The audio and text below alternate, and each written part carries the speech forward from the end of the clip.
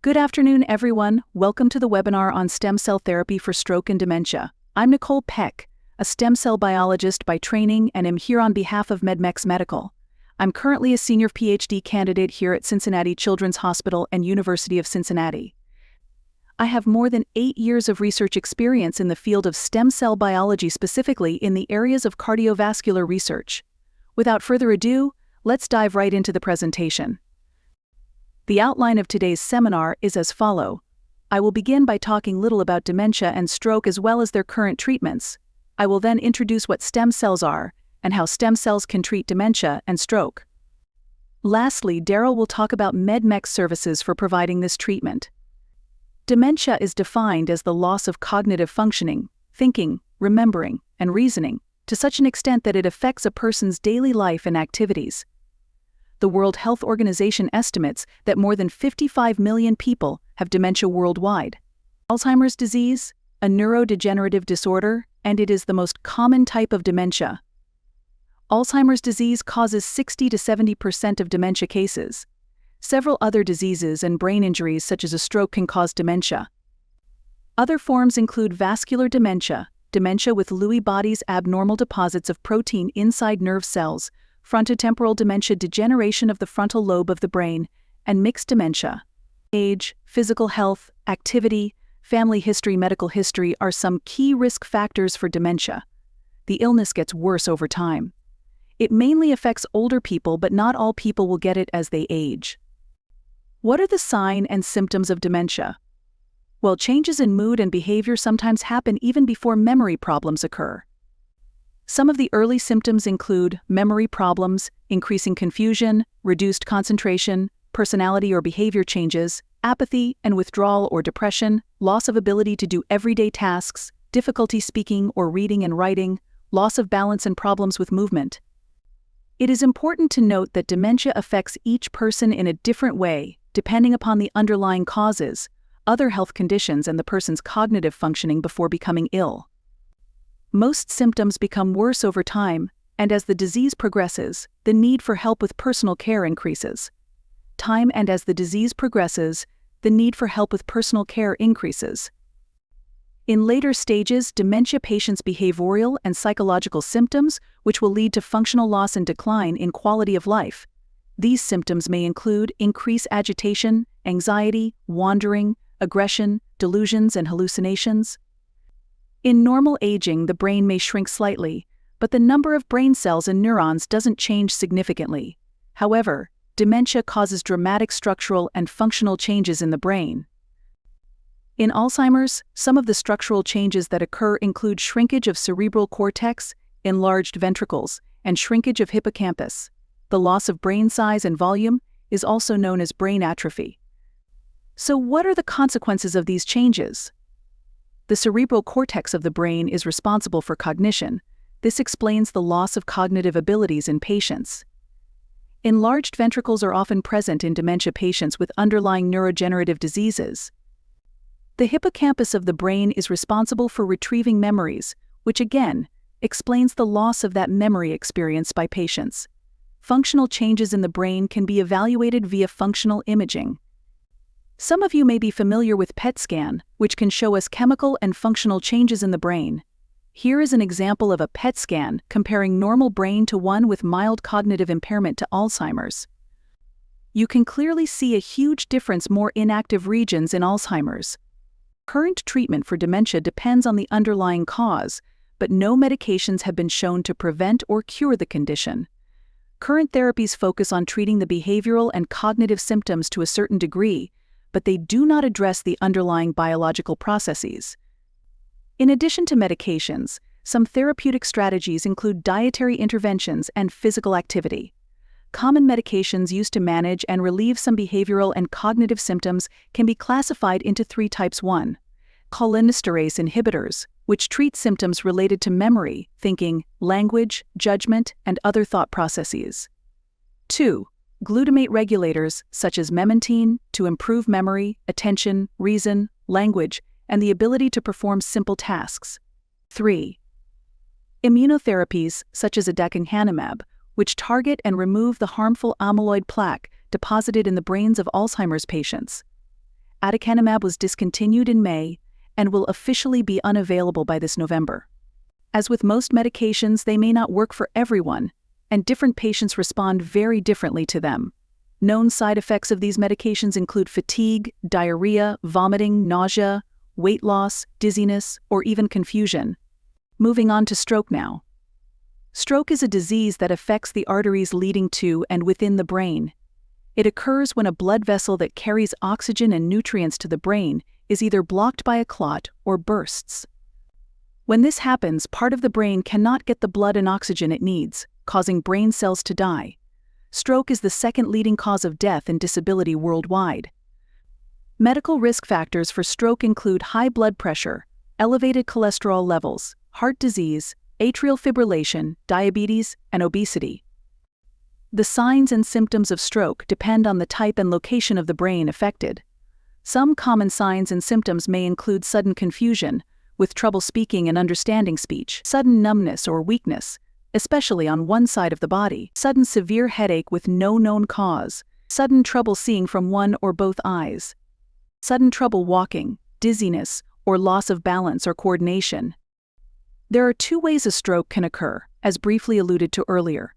The first way is from a blocked artery, which means that the blood flow is obstructed by blood clots or other particles. This results in an ischemic stroke, which is the most common type of stroke. The second way is from a ruptured artery, leading to a hemorrhagic stroke. High blood pressure and aneurysms balloon like bulges in an artery can cause the artery to stretch and eventually burst, resulting in bleeding inside the brain and causing a hemorrhagic stroke. Blood flow to the brain is crucial for brain function, so when it is cut off, either from a blocked or ruptured artery, the brain is negatively impacted. How one is affected by a stroke depends primarily on the location and extent of the damage to the brain tissue. The injured brain area can be identified using imaging technologies. For example, in a CT image of the brain, injured tissue from an ischemic stroke appears darker compared to the surrounding brain, while injured areas from a hemorrhagic stroke appear lighter due to the presence of blood.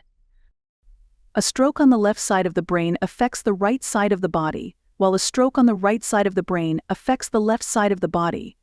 Treatment depends on type of stroke, how much time elapsed since the onset of symptoms, as well as associated medical conditions. Common preventative medications include antiplatelet drugs and blood thinners to reduce blood clotting. Treatment depends on the type of stroke, the time elapsed since the onset of symptoms, and any associated medical conditions. Common preventative medications include antiplatelet drugs and blood thinners to reduce blood clotting. Treatments for ischemic stroke: recombinant tissue plasminogen activator RTPA. This medication restores blood flow by quickly dissolving blood clots causing the stroke. Blood thinners: these are used to prevent the clot from getting larger. Procedures: thrombectomy, physical removal of the clot from the blood vessel. Angioplasty and stenting, insertion and expansion of a balloon or small mesh tube into the artery to clear space and increase blood flow. Treatments for hemorrhagic stroke medications: these include drugs to reduce blood pressure or vitamin K to help stop the bleeding. Procedures: aneurysm clipping the area of leaking to stop the bleed. Coil embolization, insertion of a coil into the leaking vessel to seal it off. Despite these treatments, none of the conventional medications or medical procedures can promote brain regeneration and recovery. Consequently, many stroke patients still face reduced physical abilities and an overall diminished quality of life. So based on the past couple of slides, you can tell that traditional medicine and medical procedures to treat dementia and stroke are highly focused on managing the symptoms, but they rarely target the underlying root cause and rarely focus on regaining a healthy and functioning brain. Therefore, we need to explore alternative approaches that are specifically focused on promoting brain recovery, repair, and regeneration. One such alternative is stem cell therapy, which is what we will be talking about for today's presentation. This brings us to stem cells. Many people mistakenly associate stem cells with plant cells, but stem cells are unique human cells that serve as building blocks capable of becoming any cell type in the body. Stem cells are also unique in that they have the capability to both repair and replace damaged cells. There are many different types of stem cells, each with distinct properties, depending on where they are found. The commonly used stem cell type in treating neurological conditions are those that are found in perinatal tissues, the placenta and umbilical cord tissue. Perinatal tissues include all the components you see here on this diagram: the placenta, amniotic fluid, amniotic membrane, umbilical cord, blood and tissue, etc. Perinatal stem cells are special in the sense that, although they are considered multipotent cells, they have combined qualities of both adult stem cells and embryonic stem cells, which means to say that they have a broader multipotent plasticity compared to most adult stem cells. Since the perinatal tissues will be discarded after birth anyway, they serve as a great ethical resource for the precious stem cells. Many researchers have recognized this, and over the past decade, perinatal stem cells have been used to treat several diseases, particularly blood disorders and immunological diseases. For the rest of the presentation, we will be focusing on stem cells from the umbilical cord. There are two main types of umbilical cord stem cells. The first type is what we call the hematopoietic stem cells, and they are found in the cord blood. And the second type are what we call the mesenchymal stem cells, MSCs in short, which are found in the tissues that make up the umbilical cord. Med-Mex provides treatments using the umbilical cord MSCs. We'll provide more details on how they are the most suitable stem cell type to treat stroke and dementia in the later slides. Umbilical cord mesenchymal stem cells MSCs have tremendous potential in stem cell therapy. They are immunologically stable and non-toxic, which means they will not cause your immune system to go into overdrive. In fact, they have anti-inflammatory properties and have already been used to treat various conditions such as diabetes and the treatment of neurological disorders including autism, cerebral palsy, spinal cord injury, stroke, Alzheimer's disease, Parkinson's, and other dementias. What is stem cell therapy? Stem cell therapy, also known as regenerative medicine, promotes the repair of diseased or injured tissues using stem cells. There are two main ways stem cell therapy can achieve this replacement of diseased cells. Stem cells can differentiate into the specific types of cells needed to replace the damaged or diseased cells. Paracrine effect cell regeneration: stem cells release bioactive molecules that induce cell regeneration and repair by stimulating the body's own healing processes. Mechanisms of stem cell therapy. 1. Cell replacement. In cell replacement therapy, the goal is to replenish the population of dead or dying cells to promote organ function. This involves physically introducing stem cells, usually to the target organ. For instance, in severe liver diseases such as non-alcoholic fatty liver disease, the aim is to get stem cells to differentiate into healthy liver cells and then transplant them into the patient's liver.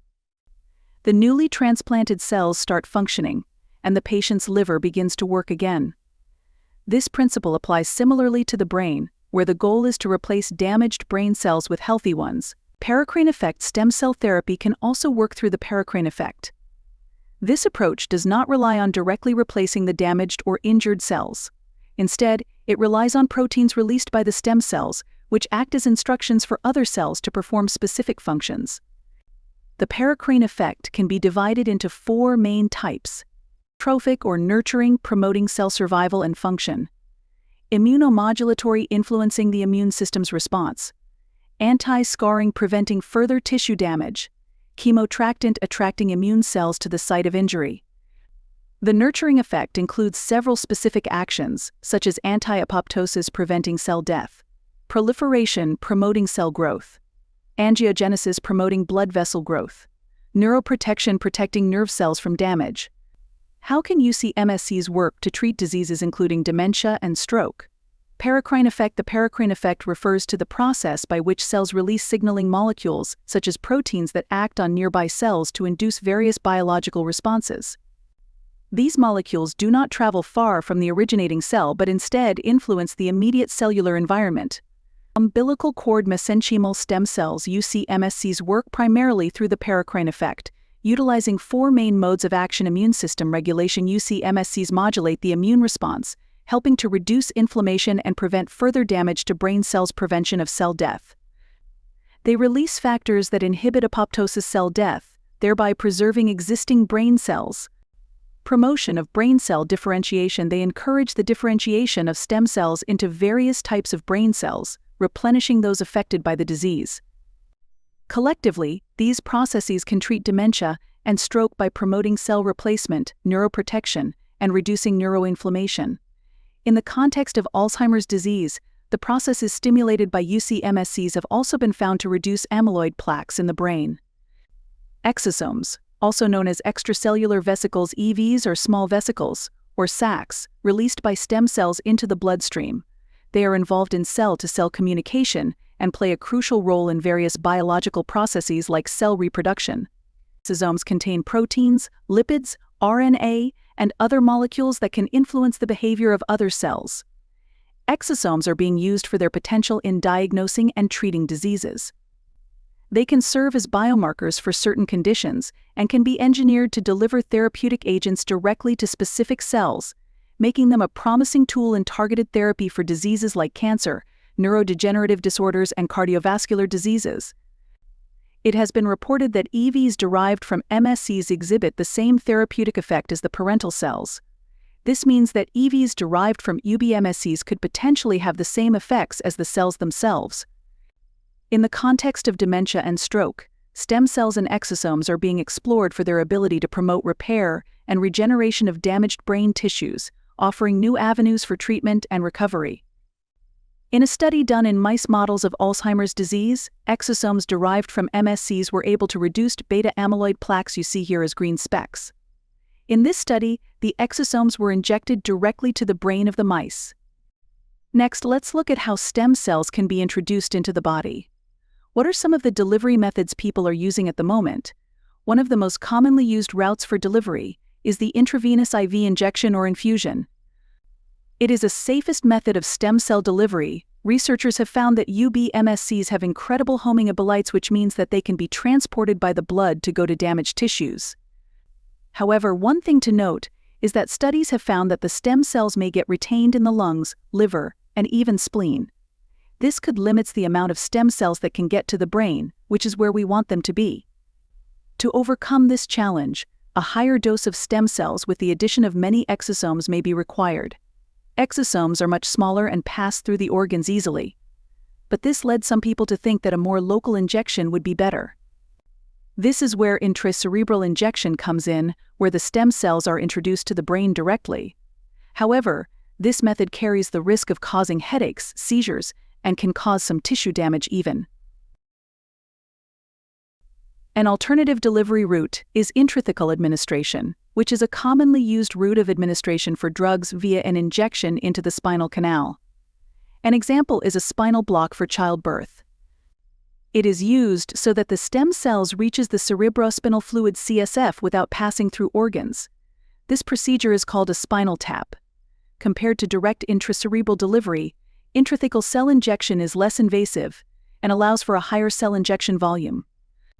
Intrathecal MSC administration has already been shown to be safe and has already been used for the treatment of some other conditions.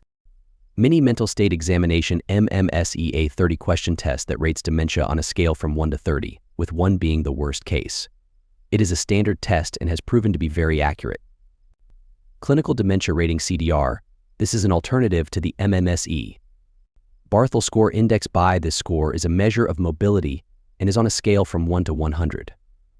There are several other alternative written tests, as well as imaging tests including MRI and PET scan. Med-Mex uses the MMSE and BI to measure the patient's dementia and stroke. The neurological assessment for stroke includes NIH Stroke Scale NIHSS. The MRSA score measures the patient's independence in daily tasks rather than performance. The Barthel Index Score BI was developed to measure the patient's performance in 10 activities of daily life, from self-care to mobility. Stroke can also be assessed with imaging. At present, there are 54 studies on the use of stem cell therapy for dementia and 94 studies for stroke. 13 studies for dementia and 21 studies for stroke involve the use of umbilical cord stem cells. The use of umbilical cord stem cells UBMSCs for the treatment of Alzheimer's disease and stroke have already been tested in various Phase 1 trials. The main objective of Phase 1 trials is to assess safety and dosage. However, one key limitation of Phase 1 trials is that the sample size of such studies are usually small. Let's look at some example studies briefly in the next slide. The studies at Duke University, University of Miami, and Med-Mex, South Korea all show that the treatment for dementia and stroke with MSCs is safe and effective. No XSAs, severe adverse events, or ARIA, amyloid-related imaging abnormalities. A group of researchers at the Second People's Hospital of Kunming China tested the use of UBMSCs for the treatment of vascular dementia. UCMSCs were introduced to patients via IV infusion. They found that 3 months after the infusions, the average cognitive MMSE score increased from 14.7 to 18.0. According to the MMSE scale, the lower the number, the higher the impairment. And as you probably already know, when left untreated, the MMSE scores of dementia patients will continue to reduce. Without treatment, the average annual decline in MSE score ranges from 0.5-1 every 90 days in dementia patients. This fact makes the results of the test even more dramatic. So, the increase we are seeing in MMSE score here in this study as a result of the UCMSC therapy is quite promising. These observations were confirmed by examining the ability of daily living of patients. The BI score of patients before treatment was 29.66.9 points. Again, if we look at the scale and what the number represent, these patients went from being very dependent to partially dependent after the stem cell therapy. Currently, stem cell therapy is the only form of treatment to have the ability to not only stop but reverse cognitive ability. In summary, stem cells contribute to treating dementia and stroke in 5 key ways: repairing blood vessels in the brain, strengthening the immune system, preventing brain cell death, reducing amyloid plaques, promoting the growth of new brain cells to replace damaged ones. Effect of these treatments.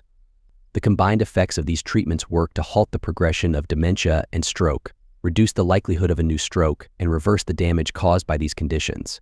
As a result, patients experience improved cognitive function, better brain processing, enhanced mobility, and greater independence in their daily life. Stem cells have been used in Mexico since 1988. This significant milestone was achieved by Dr. David Gomez Almaguer and his team at the University Hospital of the Autonomous University of Nuevo León UNL in Monterrey. Mexico typically relies on the approval processes of other countries for stem cell treatments. Japan has a more progressive approach with its fast-track approval system for regenerative medicine. The Pharmaceuticals and Medical Devices Agency (PMDA) allows for conditional approval of stem cell treatments, including those for neurological conditions, provided there is evidence of safety and potential efficacy. South Korea has a robust regulatory framework for stem cell therapies. The Ministry of Food and Drug Safety (MFDS) has approved several stem cell-based treatments, and the country is known for being more open to innovative medical treatments, including those for neurological disorders. USA, European Union, Japan, Australia, Canada are all in the clinical trial process leading to approvals. Why choose Mexico for stem cell transplants? The Mexican government has established requirements for stem cell treatments. 1. Eligibility. Not all patients qualify, and not all illnesses can be treated with stem cells. There is a thorough qualification process. 2. Certified clinics. Only a select number of clinics are recognized by Mexican health authorities. 3. Established regulations. Unlike in the United States, where stem cell transplants are still in clinical trials, Mexico already has comprehensive regulations in place for stem cell therapy. 4. Licensing and certification. Mexican authorities require specific licensing and certifications for clinics offering stem cell therapy. Initial assessments. The patient's journey begins with a virtual medical and cognitive assessment. These assessments score the patient's dementia and mobility and describe the patient's medical history and comorbidities. Treatment plan. We review these assessments and design a personalized treatment plan with estimated costs. Book doctor and hospital. If you decide to proceed with the treatment plan, we book the doctor and the hospital for you. We also buy and deliver you stem cells, travel arrangements, and accommodations. Your treatment will consist of 2 one-hour IVs over 10 days. The rest of the time you will spend in the historic city and your hotel. We handle all your travel arrangements from your nearest airport and back, so you don't have to worry about anything.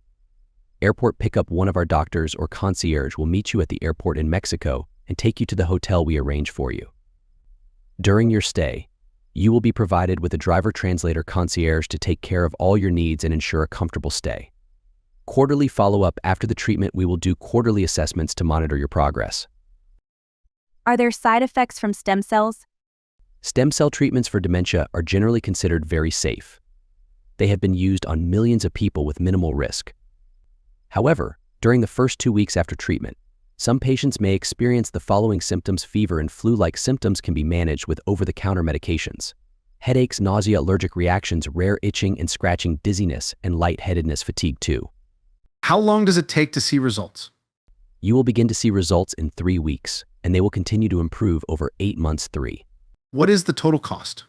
The total cost for stem cell treatment of 2 doses over 2 weeks in Mexico, including travel, accommodation, doctor, hospital, biological stem cells, treatment, and concierge driver, will range from $14,500 to $19,000 USD, depending on your neurological and medical assessment. How much does it cost for a companion? If you add a companion who will stay in their own hotel room, the extra cost is $2,500 USD.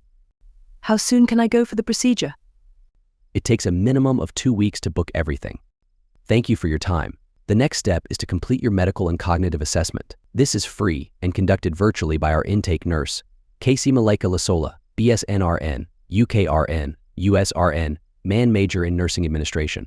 She has worked 12 years in dementia and stroke wards. To schedule your free virtual assessment, text us at 1-223-239-6600 and say Assessment Casey will contact you to schedule a time.